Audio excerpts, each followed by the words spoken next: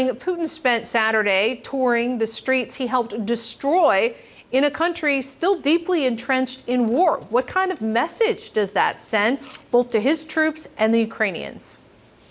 He's trying to send a message, Paula, but he's having some real difficulties doing that. As you see in these pictures, he was going through the one apartment building that has been rebuilt sort of as a Potemkin village, and I don't use that term loosely, in the city of Mariupol. Now remember, as you just said, that city was utterly devastated by his shelling of civilian apartments and hospitals and schools. And now he's going back to take a look around.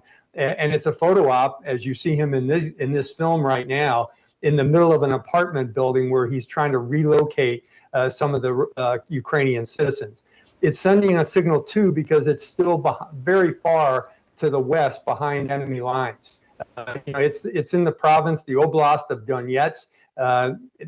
The Russians have control of that province right now, but I think we're going to see in the coming months that will be a targeted area for the Ukrainian counteroffensive to take back their sovereign territory. 24 hours after being issued an arrest warrant by the International Criminal Court for allegedly forcibly deporting thousands of Ukrainian children to Russia, breaking international law doing that.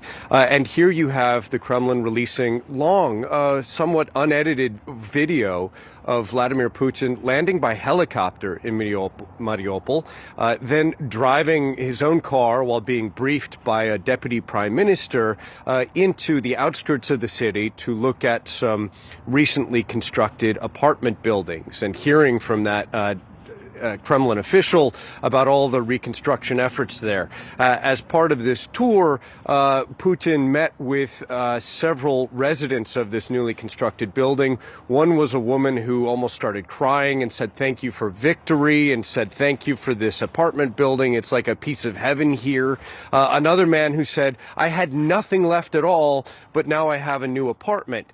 So what is that getting at? Well, basically, much of that city was destroyed by Russia's invasion, which started in February of last year. I sat at the edge of Ukrainian-controlled territory and watched as thousands of residents of that city fled in battered cars that were pockmarked with shrapnel from the Russian bombardment. I heard horrific stories about people hiding in their basements, drinking rainwater from gutters, burying their neighbors in the front yards of their apartment buildings, and the terror that they had when they fled that city after it had been encircled by Russian troops and shelled and bombarded day and night for months, until finally they captured the city in May. So the irony now of Vladimir Putin and Russian officials saying, hey, we're coming here to build a new city. In fact, announcing that they're going to build a new drama theater there, Boris and Amra,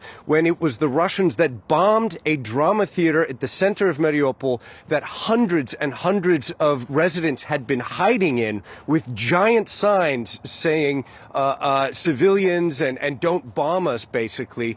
It's very striking to see an attempt at basically proving that Russia's going to rebuild something that it smashed in the